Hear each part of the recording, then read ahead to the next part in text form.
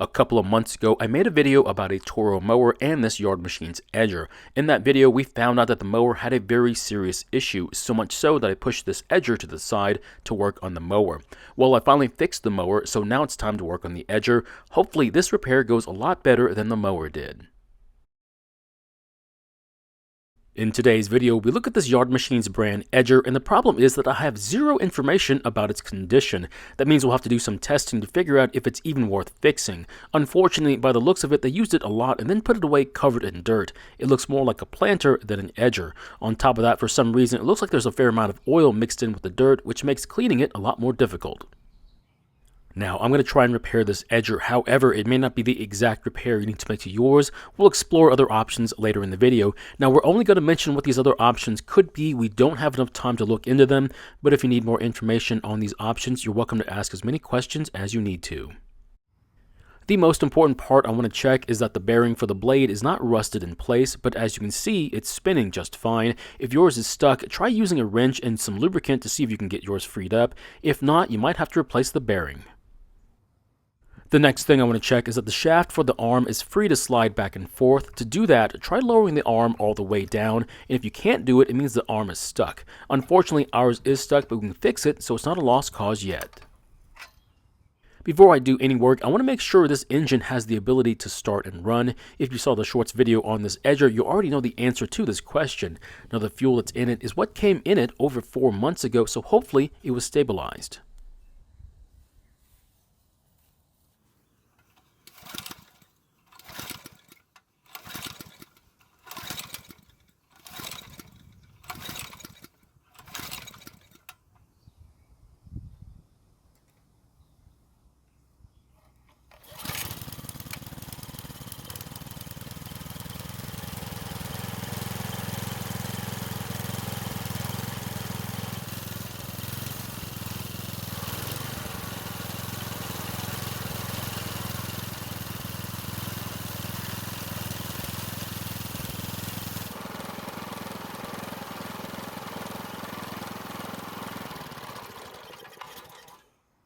So as you just saw, I tried to start it with no choke, and that's because I just filmed the shorts video where I had it running for about 2 minutes, so I figured the engine was warm enough to not need the choke, but it looks like I was wrong.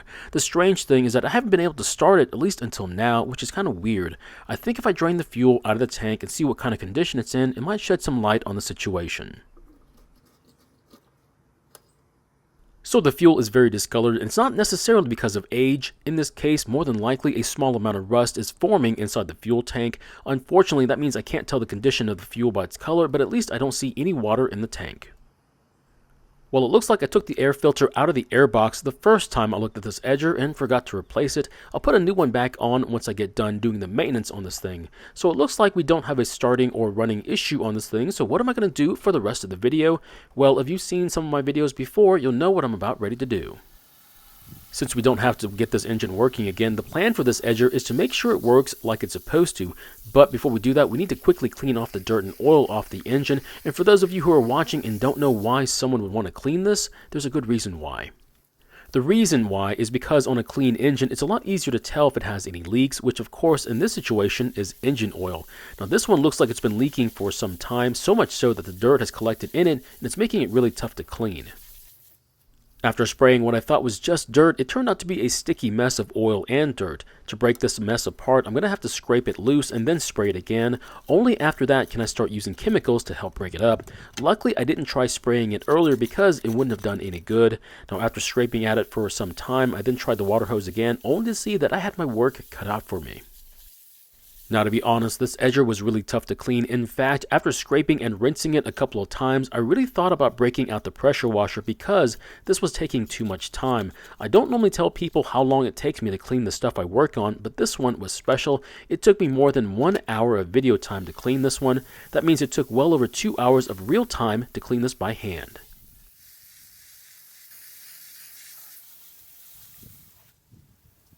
Once the majority of the dirt and oil was gone, I then started using chemicals to help out. I'm not going to drag this out too much because there's more work I need to do to this thing. After more spraying, scrubbing, and rinsing, it finally started getting clean. I don't need it to be perfect, just better than when we first started. I've never seen the back side of an edger look this bad before, but it turns out about the same way the front turned out. A lot better, but not perfect. I didn't even realize there were stickers under all that dirt and oil. At least now I can show you the model and serial number, which is the information you'll need if you need to order parts for your edger. While the edger is on the table, I'm going to take this opportunity to clean the wheels as well. It's strange that the wheels aren't covered in dirt like the rest of the edger, but I have a feeling that this thing was left outside most of its life, and that might explain why it looks the way it does. So at this point, the edger is 100 times cleaner and it looks almost presentable, but the next part is the most important part when it comes to a working edger. What I'm talking about is the adjustable arm for the blade. Now this part is meant to extend and retract when the arm is moved up or down. Now this shaft is spring-loaded and keeps tension on the belt, but the problem is ours is not working like it should. It should slide easily, but ours takes a lot of force to move, which is a huge problem. Now it's not stuck, which is a good thing, but if it won't move easily, it might as well be stuck. Now the easiest thing to do is to try and lubricate the bushings with some lithium grease. After that, I'll try to exercise the arm, and this might get it working again. After moving the arm a few times, it seems to be working a little bit better, so to test it out, I'll lower the arm and see if the arm moves easily past the bushings. But as you can see, it's still binding, which is also keeping the arm from reaching its lowest setting. This time I'm going to rotate the arm several times to try and free it up. I'm also going to try a different lubricant that's a lot thinner, which should give us a different result. After this, the arm seems to move even better than before, so I'm going to try to lower the arm down again, but after all these efforts, the arm is still binding in the bushings. The next and unfortunate thing we have to do is to remove the arm to clean and lubricate it along with the bushings. We need to punch out the roll pin from the shaft, and that's because this is what's keeping the shaft from coming out. Once it's been removed, we should be able to slide it out of the bushings. I don't have a proper punch to do this, so please don't give me a hard time about it. I only have so many tools at my disposal. I need to wipe the water and grease from the shaft, and that's because I intend on using some sandpaper on it. Yes, there are better options like using a Scotch-Brite pad, but I don't have any of those. The best I can do is a medium grit sandpaper. We need to remove as much of the grime and any irregularities from the shaft before we can lubricate it with some new grease. I'll do the same for the bushings as well. I removed the water and grease from them and then followed it with some sandpaper. I wouldn't get too aggressive doing this because you can always do a second round of sanding. I'm sure you could use a different method, and I was considering it, but I don't have the luxury of time. If you have any other options of doing this, I would probably pick something better than what I'm using. Now this time, I'm going to use a multi-purpose red grease as the other lubricants didn't seem to work that well. I wouldn't be worried about using the same grease I am. Any heavy grease should work just fine. Now after sliding the shaft into place, I'll then work it back and forth to make sure it gets to where it needs to be. The next part is going to be very difficult, especially if you're by yourself. We need to push the spring out of the way while we install the roll pin. Now I am doing this by myself, but to be honest, if I had help, it would have made this a whole lot easier to do. Once the pin is in place and I don't think it's going to fall out, I'll then try testing it again. Hopefully this time it's going to slide like it should when lowering the arm. Even before I lower the arm, just pushing on it now is extremely easy when compared to doing it before.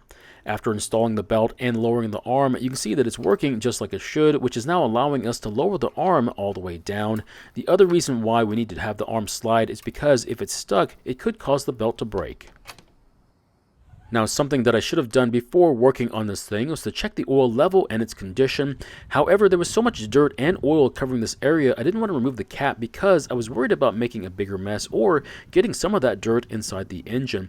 Now that it's all clear, we can see there is oil in it. It's right at the bottom of the threads. The level is a little bit low, but we'll fix that here when we change the oil. The next couple of steps we're going to do all have to do with lubrication. This edger has so many moving parts that if not kept clean and serviced on some kind of schedule, it will have some adverse effects on it. And if you've seen any of my videos before, you know what I'm about ready to do. As you can see, this wheel along with the other rear wheel seems to spin okay, but there's actually a lot of friction keeping them from spinning a lot better. Now spraying lube around the bolt heads is going to help, but once you take the bolt out, you'll see there's a bigger issue. As you can see, I'm having a tough time taking the bolt out of the wheel, and that's because of the buildup that's on the shaft of the bolt. That means we'll need to remove this buildup, followed by some sandpaper before adding some grease to it. We'll then reinstall it back onto the edger and then see if it spins any better than before the cleaning. Now, I've never seen this sort of buildup on this part of the wheel before, and I think the reason is because it's an edger. Its only job is to cut through dirt and grass, which probably gets stuck in the worst places, and that's why this sort of maintenance is very important to do. The last thing is to check out how much better it spins and finally do a spin test. As you can see, it spins a lot better now, even with very little effort as opposed to before. Now let's see how long it lasts with a really big spin. I wouldn't do this sort of maintenance very often, and more than likely doing this yearly will make this edger a lot easier to use. After this first cleaning, I probably wouldn't remove the wheel to clean the bolt again. Instead, I would probably use a light lube sprayed around the bolt head and maybe on the back of the wheel as well. For the front wheels, I'm not going to remove them, and that's because they have these pressed on caps. Now they're easy to remove, but I find putting them back on and keeping them on is really tough, so I'd rather not take them off unless I had to. Instead, I want to spray a thin lube on the supports, and this should be more than enough to get them working a lot better. Now because of the mass of the combined wheels, they'll end up spinning a lot longer than the rear wheels.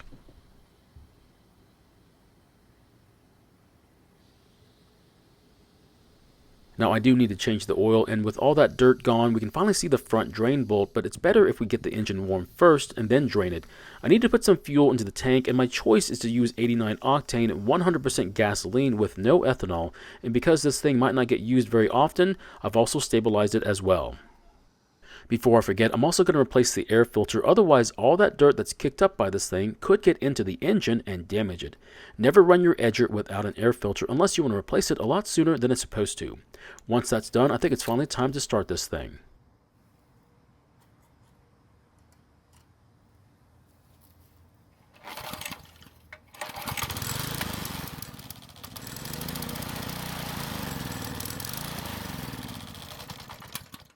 I took it out of choke a little bit too soon. This time I'll leave it in partial choke longer.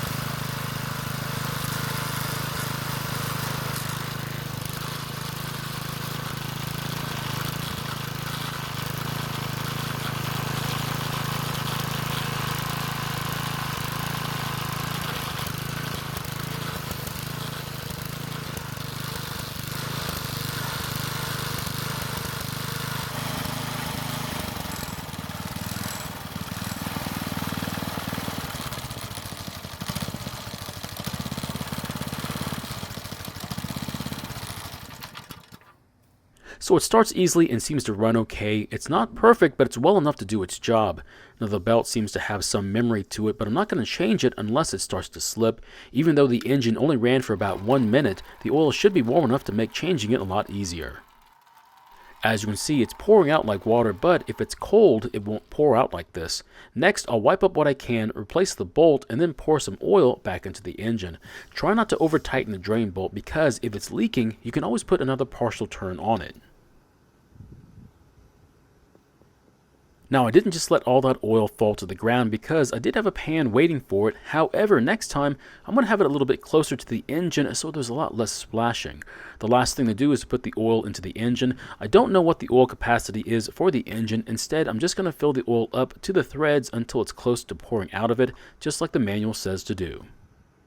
As you can see, the oil level is very close to the edge of the fill opening, which is plenty of oil. Always follow the instructions for your engine. If you don't know what they are, search for them like I did. So in the end, this edger was pretty interesting to work on, and to be honest, I'd like to keep it just to cut long trenches in the ground for underground projects, but I don't have any plans like that in the future. Besides, I already have one of these sitting in the garage, so off to the marketplace this one goes. Another reason why that shaft would have been stuck is that it could have been rusted to the bushings. If that was the case, this maintenance job would have been extremely difficult to do. Now, to keep the shaft from rusting, keep the edger out of the weather, periodically spray it with WD-40 or some other lube, and then lower the arm to work it into the bushings.